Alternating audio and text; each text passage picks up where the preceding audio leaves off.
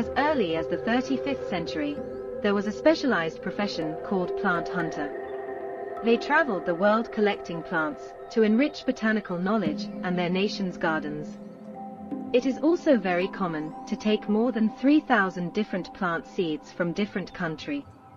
But nowadays, people are aware of the dangers of alien invasive plant. All countries do not allow plant seeds to be brought in and taken out that will in order to avoid damage to local nature. In the middle of the information revolution, people are hopeful about technical information and create easier channels of communication. Film and television productions of the same period also show this picture, such as 2001, A Space Odyssey, Ghost in the Shell. Today, we are in the age of information explosion. People are tired of being confronted with the individuality of technology. We strive for what is real, which is a concern for life.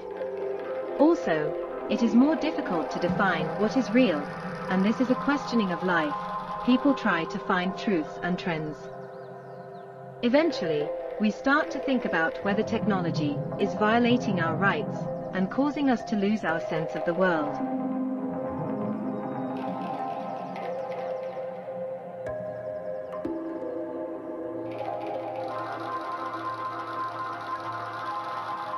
The term information revolution describes current economic, social and technological trends beyond the Industrial Revolution. Many competing terms have been proposed that focus on different aspects of this societal development. The British polymath crystallographer J.D. Bernal introduced the term scientific and technical revolution in his 1939 book The Social Function of Science to describe the new role that science and technology are coming to play within society. Approximately 66 million years ago, an extinction event wiped out nearly 75% of all life on Earth. But even before that event, life on Earth was already undergoing tremendous change. The period lasting from 100 to 50 million years age was marked by an explosion in biodiversity among flowering plants, or angiosperms, the effects of which can be seen in terrestrial life today. The origin of the flower on the Cretaceous set the revolution moving, and new tropical rainforests, after the extinction of the dinosaurs, triggered new bursts of diversification. This so-called angiosperm terrestrial revolution has driven diversity by inviting pollinators and plant eaters to rake on new evolutionary journeys, by providing the fuel for changes in animal species, by extending the global reach of wet tropical habitats, and by propelling the further evolution of flowering plants themselves. Quantifying these and other effects could help scientists reconstruct the evolution of angiosperms and better understand how all life on Earth has evolved.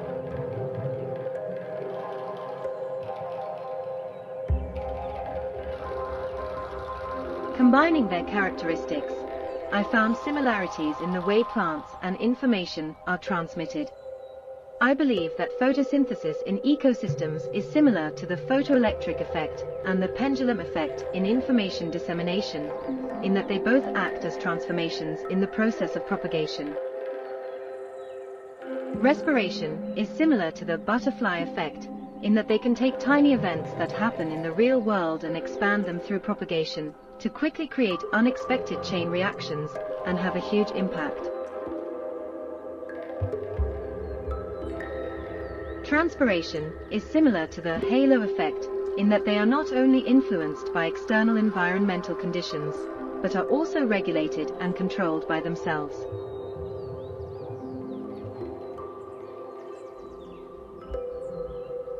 In terms of typological features, there are similarities between the classification of plants and the classification of buzzwords, for example, the algae and fungi of plants and the verbal buzzwords and popular buzzwords. They both have short life cycles and spread in very similar ways. Industry buzzwords are similar to angiosperms in that they spread with some limitations. Quilt plants are very similar to buzzwords of the year, and historical buzzwords in that they are all spread in a very complete way, going through a process of flowering and fruiting.